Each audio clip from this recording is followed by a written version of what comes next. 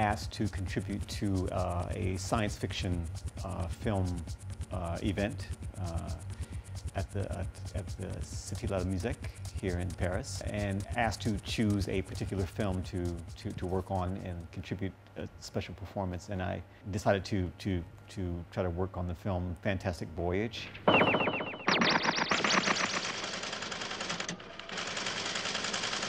The plot of the story is a professor who is dying of an illness, of cancer. And in order to save him, they have to kill the cancer before the cancer kills the professor. So the only way to do it at that time was to shrink a team of scientists and doctors down small enough to insert them inside of his body, and they would travel, and with lasers they would kill the cancer from the inside of his body. It was a film that was known for a very graphic display of like this certain type of exotic scenery.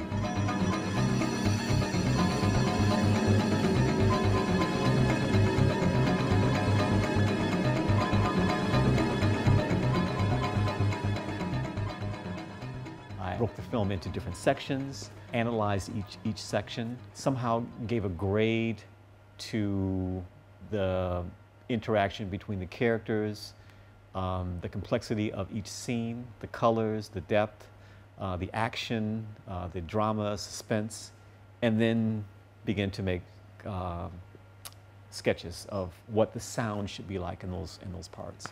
I have a plan to use multiple screens. One screen that is projecting the film when they're outside the body, and another screen projecting when they're inside the body. And the interior screen is designed with all the things that you would find inside the human body, so white cells and veins and things like that, and a lot of interactive things that physically affect the audience while watching the movie. Let's talk about the Sleeper Wakes and The Occurrence, your last project. Why did you produce this album exclusively for Japan? The Sleeper Wakes and the Occurrence projects came about because I felt that things weren't changing fast enough, or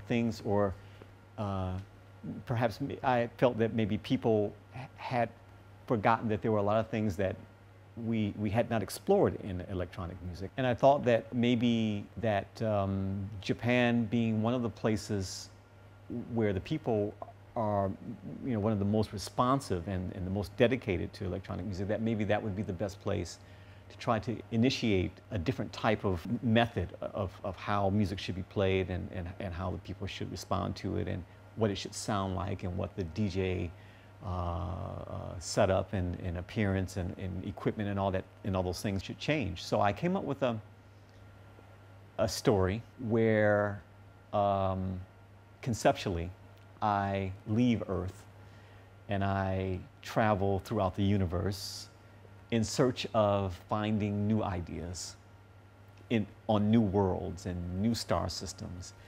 After 4 years, I return back to Earth on New Year's Eve and bring all these ideas back. So from 2005, I stayed away from Japan, and I began to make the music and explore and discover things for that return, for that night. And I think I composed maybe about 250 tracks in those 4 years, and then played them all on that night. In this time leading up until that night, we were building up the anticipation that it would be a night where everything would be different and everything would be new, and it would be a chance to kind of start over again, or to start in a completely different direction. And so we spent the 4 years rethinking what the impression of the DJ should be, what he should wear, how he should play the music, what the lighting should be, things that we seldom see in clubs and we seldom see at events, because well, I don't know why, but we just don't see much variation in clubs. So we came up with this whole list of things that of possibilities of what we could do to change the situation or give a completely different impression. And we were quite successful in, I think, on that night of really changing and starting from the time that people came through the door.